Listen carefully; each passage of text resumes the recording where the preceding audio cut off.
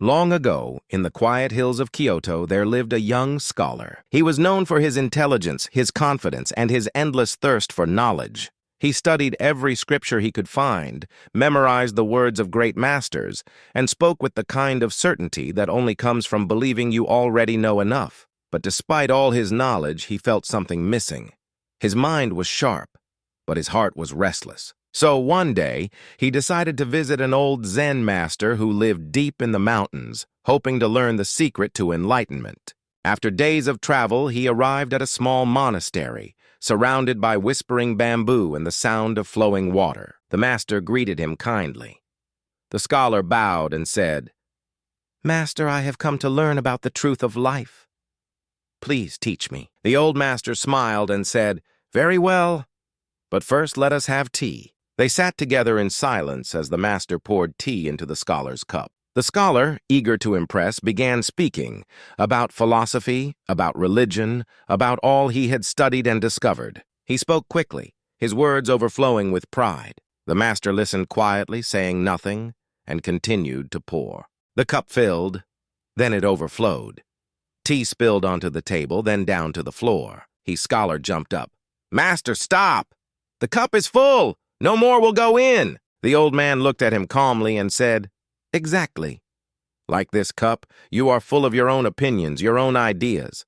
How can I show you the truth unless you first empty your cup?" The room fell silent. The scholar froze, his pride melting into realization.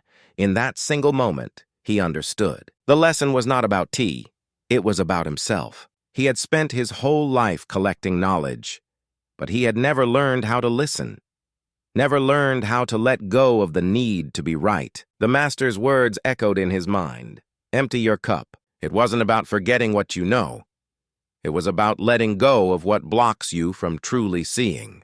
When our minds are crowded with ego, with certainty, with pride, there's no room left for understanding. The scholar stayed in the monastery for many days after that. He worked quietly, sweeping the floors, tending the garden, carrying water from the stream. The master spoke little, but his silence taught more than words ever could. Each day, the scholar learned to observe. The sound of the wind through the bamboo, the ripple of water over stones, the pause between each breath. In the simplicity of those moments, he found a peace he had never known. Slowly, he began to empty his cup, of his pride, of his fears, of his restless thoughts, and in that emptiness, something beautiful began to grow. He discovered that wisdom is not a collection of answers. It's the quiet space where truth can enter. He learned that humility opens doors the intellect can never reach, and that peace does not come from knowing everything, but from realizing you don't need to. Years passed.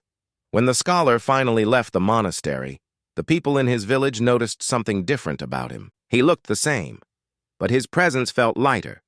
His words were slower, gentler, and when he spoke, others listened. They asked, "What did the master teach you?" He smiled and said softly, "He taught me how to empty my cup." Those 5 words carried more power than all the books he had ever read. Because the truth is, life itself is the greatest teacher, but it only teaches those who are willing to listen. We live in a world overflowing with noise, opinions, arguments, judgments, distractions. Everyone wants to speak. Few want to understand. Our minds are constantly full of comparison, of doubt, of fear, of information. And yet, we wonder why there's no space left for peace. The master's lesson still whispers through time. If you wish to be wise, empty your cup.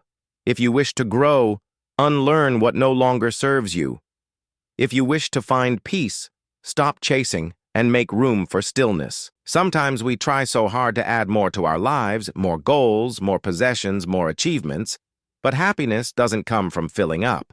It comes from clearing out. When you empty your cup, you stop clinging to who you think you are and begin to discover who you were meant to be. When you empty your cup, you see the beauty in small things.